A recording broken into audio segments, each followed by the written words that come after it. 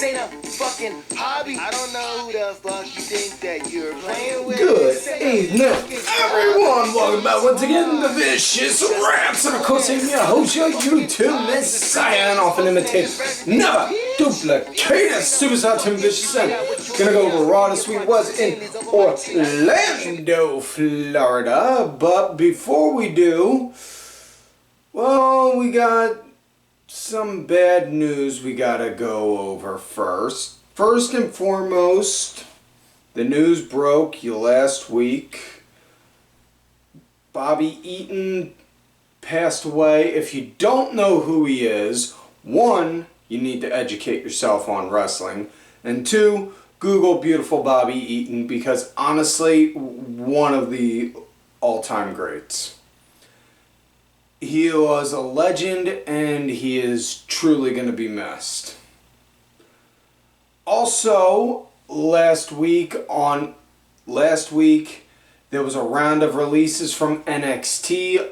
Some big names, most notably, to me anyway, were Jake Atlas, Mercedes Martinez, Bobby Fish, Bronson Reed, and yeah, there was about 12 names in total. I don't remember them all, but those four stuck out to me more than anything, and it always sucks when you hear talent gets released. Now, I know a lot of people are all doing the whole, well, Nick Khan's doing this, he's going to kill the company, WWE's looking to be sold to Disney or whatever. Okay, stop right there, dumbass. Let's just think about this for a minute. Let's just, let me entertain that thought of yours saying they're going to be sold to Disney. So let's just say, hypothetically, WWE is going to be sold to Disney. So you're telling me they're going to be Disney is going to be perfectly okay having one of their products that they own on fucking Universal Television. Whereas when they have their own fucking channel, their own fucking streaming service, now, do I think WWE is going to be sold? I don't think they are looking to, but it's not to say that it's not in the realm of possibility. If it was prompted and the right offer came along, I think they might, but I don't think they are at this time. Point being, though, about with the talent releases, people are all going up in a storm saying Nick Khan's doing this and this and this. He's killing WWE. Now, here's the thing. About 20 minutes or so after the news broke about the talent releases, there was a rumor that came out, and again, like always, take rumors with a grain of salt, that they let these names go because they want to start doing more of a youth movement. Almost the way the wording of it was almost like they wanted to do like a new generation type deal in there. And if that's the case, okay. And if it's not, then hey, it's just dirt sheet jerk-offs being dirt sheet jerk-offs, and connecting dots where they don't see it, or getting told something by somebody, like I said before, being unofficial feelers, or just having somebody saying something that isn't there. Yeah. That said, now that we've gone over that, now we're going to switch gears, talk about last week via the SmackDown Rewind, and big highlights from last week's SmackDown. Sasha Banks, she came out, started the show, talked about on how Bianca, you need to be thankful for me, because if it wasn't for me, there would be no SB Award, there'd be no WrestleMania 37, there'd be no hanging out with Megan Thee Stallion, all this, and this. It's all because of me, blah, blah, blah. She wants her title back. Then Bianca came out. You want it. Girl, you just come here and get it. And then they get interrupted by Zelina Vega. Zelina then says, whoa, whoa, whoa, hold on there. I challenged you last week. You said yes and I never got my match. Where the hell's my damn title shot? And then Bianca just basically stops, looks at both of them, looks at Sasha. You, I'll see you at SummerSlam. You, I'll see you later tonight. Fast forwards, Bianca has a match with Zelina Vega. Bianca wins, shocker. And then, yeah. And then they officially announced that they're doing that match at SummerSlam. Other big highlights from SmackDown. Dominic had a match with Jey Uso. Jey won.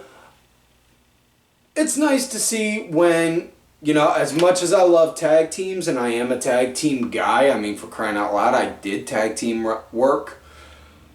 It's also nice to be able to see tag team guys also able to be universal and be able to bounce from tag team to solo in that way. And yeah, they're building up for their match coming up at SummerSlam, the Usos against the Mysterios. Other big highlights from SmackDown.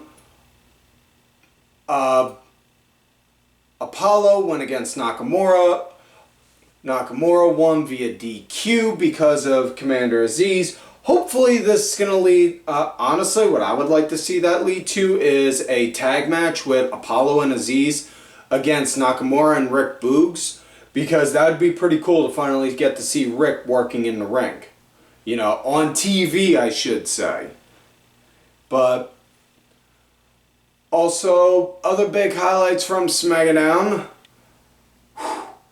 Finn Balor had a match with Corbin. Corbin's looking more and more disheveled every day, and I know I'm supposed to feel pity for the guy, but my God, the guy was such a good asshole. I can't help but look at him and think, yeah, this is what you get, you rotten motherfucker. And yeah, either way, Balor won his match against Corbin. And then afterwards, Balor said he's coming for Cena because he feels Cena took his title shot, which he did, And then Roman and the Usos beat up Finn and the show ended. So what that's basically telling me, and this is just my perspective, so that holds about as much credibility as some dirt sheet jerk off wanting you to subscribe to their Patreon or something to hear a news story that 100 news sites are going to post in an hour. It looks like they're going to do short-term Roman Cena and long-term Roman Balor. Fingers crossed that's the case, but if not, yeah, we gotta wait and see. That said, now we're gonna get into current day Raw in Orlando, Florida. It starts off with Randy Orton returning. Randy coming out, having a big old shit-eating grin on his face, seeing crowds again. Oh man, Randy was happy to see it. You could tell. You look at his face. He was happy. He ate it all up. He ate it all up. Then was talking about on how he missed it. And then we get interrupted. Bro. And then Riddle comes out. And then starts talking about on how he wants RK Bro back together. Randy says, no. No, dude. No. We had a good couple matches. We sold some t-shirts, but that's it. We're done now. And Riddle, as much as I give him shit, I will give him credit on this, and albeit he still deserves that shit that I've said on him, he did know on how to play it up, right? And in the way that it played out, it was like seeing on one of those ABC family sitcoms, like, dude, are you telling me you don't want to tag with me no more? Aww. And the mannerisms and his facial expressions. And then AJ and Omos come out. AJ's mocking on how they're broke up. They're not a team anymore. Randy's been away for like 7 or 8 weeks. And, all this, that, and the other. And then Randy's like, hold it. You want to say you're that bad? Why don't you prove it? Let me go against you tonight. So now, blah. damn it. We're going to get a match between AJ and Randy later on. First things first though, first match of the night. Corbin is here to go against McIntyre, and this is because of the quarterly invitational, which honestly I really do like that idea of, because with the brand extensions, every quarter you're allowed to have 4 wrestlers bounce between shows just for a random match. And it helps break up the monotony, because you think about it, you know, and this would be the case even if they didn't have brand extensions. You see guy A versus guy B all the time, and then, you know, either one or the other throws in a crony or a stooge. Well, hey, guess what? Plot twist! Now we got somebody from a whole different show coming in to work. God forbid, you know, it's no different than like if you saw something on an independent show saying, I went to such and such company to get this guy to help take care of you. Say hello to my friend, insert name here, and then you see this big badass dude come out. You know? So yeah, Corbin's there. He said he's there because Jinder offered him a decent pay, to where if he took out McIntyre, he'd get a check. Okay, and Corbin, man, again, looking more and more disheveled every time we see him. Now he's looking like, ugh, dude. Talking about on how his wife left him, she took the kids, he has no home, no car. He actually slept in a production truck. He hasn't had a shower in a couple days. Yeah. So, now we get to the match. Drew leading throughout the entire match. That was it, point blank. He wound up leading the entire time. Corbin's just like, come on, just work with me here. Please, I need this. And the more he's begging and pleading, McIntyre's just like, no. Boom. Now, obviously, yeah, we got the boring Drew promo right before the match. And honest to God, listen, I'm trying to say this in the nicest way possible. I like Drew. I love Drew. He's a hell of a performer. But my God, with the stuff that he's throwing out there, it's like I'm waiting for him to tell us to take our vitamins, drink our milk, and say our prayers, brother. Just, ugh. Man. Let Drew McIntyre be Drew McIntyre or better example, let Drew McIntyre be Drew Galloway, and then let him run his mouth like that. Yes, you could still keep it PG. He doesn't have to scream and, well, he doesn't have to curse, but, you know, he could still be just as rough and badass without it. Good example of that is near the end of the match, McIntyre, he gets a mic. Corbin, man, listen, I want to try and sympathize with you. How much do you need to get better? How much do you need to get on your feet? You know, get a bed, get a decent meal, at the very least get a good shower. And Corbin, $100 grand, that's all. McIntyre then, 100? Well, how about 2? I hear 2? What about 3? Maybe 3? 3? And then Corbin's like, yeah. And then McIntyre winds up turning that into 3, 2, 1, Claymore. And yeah. So now next match, McIntyre got the win. Next matchup we got Jeff Hardy going against Karrion Kross again. And yeah, listen, I fucking love Karrion Kross, but I will say this. Without the pageantry that he got with his entrance at NXT, it's just like, what the fuck? It reminds me of a generic wrestler entrance on one of the 2K games, and you're just watching like, where's the flair? Huh? You know? But yeah. As far as the match went, Kross, he was leading with authority right at the start. And then Jeff started to pick up some momentum. then it went to break, and then, yeah. Now, one thing I did notice, and they even emphasized it on the commentary, at one point Jeff went for a roll-up. Thank God that was not the finish, though. Jeff went for a roll-up, and he had a handful of tights on him. Between his first win against Kross with feet on the ropes and now hands on the tights, it looks like we may be planting some seeds for a possible Jeff Hardy turn, or at the very least showing some sneaky, listen, I'm getting up there. I'm not as good as I once was. I may be as good as I ever was, but I'm not as good as I once was. So, if that means I gotta fight a little dirty, I'll fight dirty. And if that's the case with Jeff, alright, cool. If not, and this leads to nowhere, god damn it. Either way, though, match came to an end. Jeff was at the top looking to go do Whisper in the Wind. Kross came over, grabbed him, hit him with a Saito, and then did the cross jacket on him. And yeah, that was it.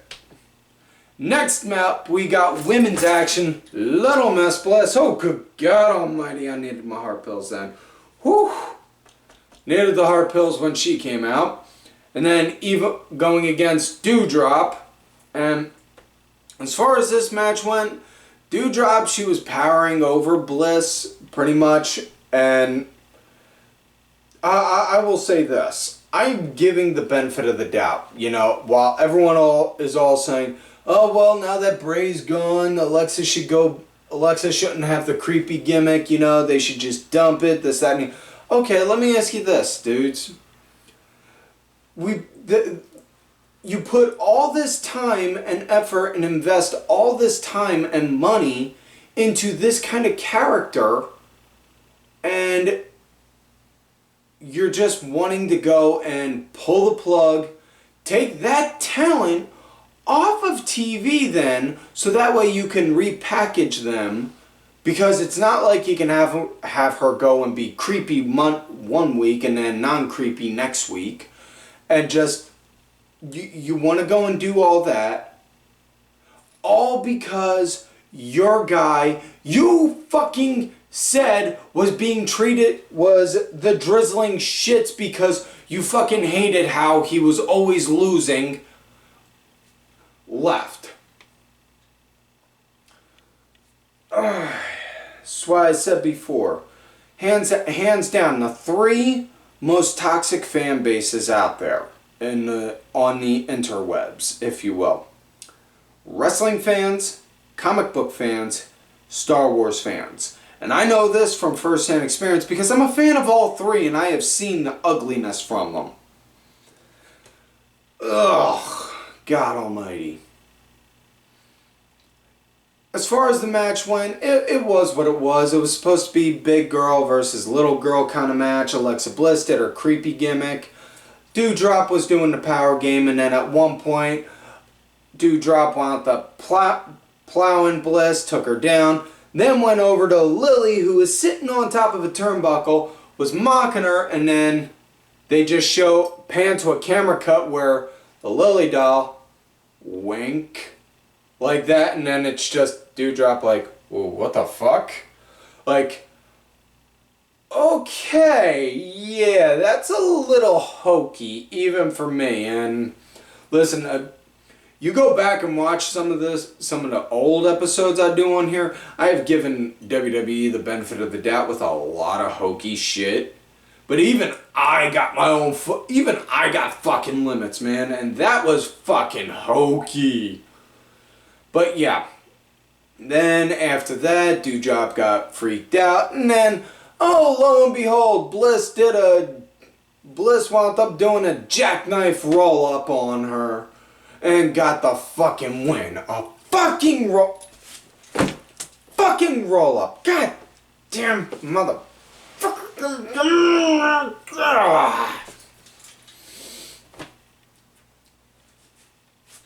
yeah, a fucking roll-up. Damn it.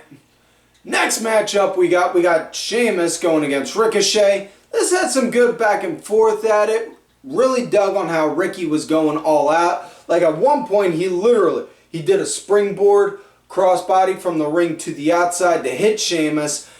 Caught him. They both hit the table and bellied over the table. And it's like, oh, damn. He put some stank on that shot. And, yeah, it was cool to see on that. I dug the match. It was fair. It was pretty decent. That was a good one. You know?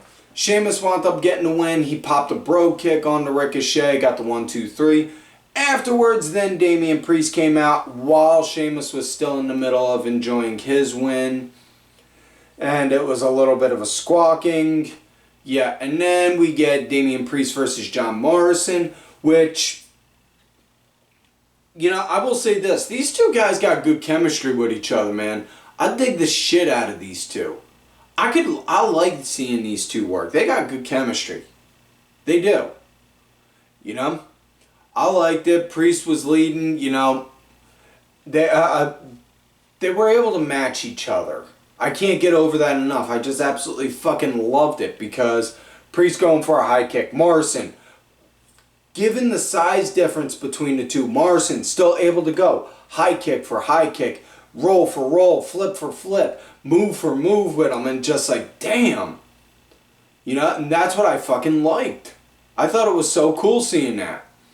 Damien Priest got the win with the Reckoning, though. Next thing you know, went to go and taunt Miz. And then, at one point, Miz got up out of his wheelchair and just stood there like, uh-oh. To which I thought, hallelujah! It's a miracle! The Miz can walk again! Oh, praise! Which means he's now good, so yeah. We're probably going to get a match between Miz and Priest at SummerSlam to end the feud because of the busted up knee issue. So next match up now, we got TBar, formerly known as Dominik Dijakovic, against Mustafa Ali. Now, TBar had Mace with him. Mustafa had Mansoor with him. Now, TBar played the power game all over on Ali, hands down, from start to finish. Ali, he fought the good fight, but it was not enough. TBar got the win, doing Feast Your Eyes. And, yeah, afterwards, him and Mace were getting ready to go and do that double choke slam on to Mustafa. Mansoor stopped them, and then Mansoor went and grabbed Ali. Big time buddy hugs, and Ali's like, get off me! Fucking kid, man. Understand on how to behave. You're on TV. Had that kind of look on him. Next match, we got another women's match. Rhea Ripley against Nikki A.S.H. And I know you're supposed to spell it out, but I fucking can't. No, not that I can't. It's simple enough. It's Nikki A.S.H. Rhea was powering over Nikki, which again to be expected. You pick up the theme over the course of the night. The power guys were winning. They were showing power and dominance. That was the main thing. The power guys were winning. Of course, you could take away that. You can make a counter argument saying, "Oh well, what about the Alexa Bliss match?" But hey, you gotta throw some things in to help spice it up. You can't have it be all good guys or all powerhouses all the time. But either way, Nikki, she was perched on the top, just stopped Rhea from throwing her, or no, she didn't try and stop Rhea from throwing, I'm sorry. That's a botch on my end. Nikki, she was perched on the top, getting ready to go for a crossbody, when all of a sudden out of nowhere, Charlotte, boom, throws Nikki off, pops her heels off, gets in, attacks Rhea, hits her with a natural selection, the ref throws it out, and the commentators are going all galore. Oh my God, Charlotte Flair's interfering in the match, and my first thought was, guarantee a lot of dudes aren't even thinking about that, given the fact Charlotte Flair's wearing a see-through dress with a bikini with with a bikini on underneath. Yeah. Yes, that's where my mind went to, and I will gladly accept that brain duster for thinking that. I apologize. Now let's get on to the main event of the night. Randy Orton, AJ Styles. Earlier, we saw Randy tell Riddle, I don't want you ringside, I don't want you near me. I told you we're done. Riddle tried begging and pleading, dude, please, bro, please, please. AJ's gonna have Omos. I want to be there to watch your back, man. Riddle's like, no. No. Go. Go. And left it at that, basically. So, Randy and AJ, man, these guys did not give each other any breathing room worth shit, man. They were just not. They were fucking on fire nonstop. Randy was leading the pace. You know, I fucking dug it. This was a great match for Randy to come back to. You know, I mean, whatever his reason was, whether, excuse me, whether it was because he just wanted to take a vacation, or because he needed to rehab something, or just because absence makes the heart grow fonder, and sometimes you got to get told, hey, we're going to have you off TV for a few weeks, so that way when you come back you can get a big pop. Whatever the reason. My God, it was fucking nice. And Randy was on fucking fire. He did not show any kind of rust, no nothing. I dug the shit out of this match. At one point, Randy called out Omos. It's like, yeah, you think you're something big, man? You think you're something big, man? Tell you what, why don't you take off that jacket? Come on in here. Omos took off his coat, was getting ready to go and climb up on the apron. Riddle showed up out of nowhere, had the bro mission in, when then Omos, wham, rammed him into the ring post, got him off. That gave Randy enough time to be able to then move around and pop an RKO onto Styles. RKO, bam! 1, 2, 3, that was it. Your winner, Randy Orton. Afterwards, Riddle then, like, come on, bro, come on, let's celebrate. You know, come on, listen to the people. And then it's like, okay, yeah, fine. Hold hands up, celebrating. And then, finally, Randy, wham, pops Riddle with an RKO. And it's like, yeah, fucking finally. Knew it was coming, just waited on when. That's all. And I finally fucking got it, and I'm good now. So, 10 get you 20, we're going to get Randy and Riddle at SummerSlam, which I'm perfectly okay with. And yeah, that is it for this week's show, folks. So, please, don't forget to like the video, subscribe to the channel, go back, watch some of the other episodes when you can. Look for me on the Twitter at Tim Vicious. Also, on that Facebook gimmick, Tim Ash. If you're going to look for my Facebook gimmick, Tim Ash, let me know you found me on there from here in the comments, or on my Twitter at Tim Vicious, so I don't think you got your creep John going.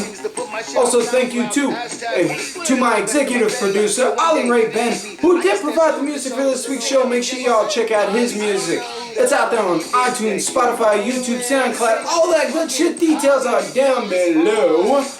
Also, thank you to contributor of the show, LFC Lingerie Fighting Championship. They're a little bit of wrestling, a little bit of MMA, and a whole lot of attractive women wearing a little bit of nothing. And I do believe that they did have some stuff going on for Sturgis. Make sure y'all check them out. Also, folks, don't forget to follow these cool-ass cats on radio on the Twitter. Kenny Killer, DSB_IV, Diabolica RA, Sergeant Curry Pants, and Dubs in your face. And folks, like I always say, y'all, you love me great, you hate me.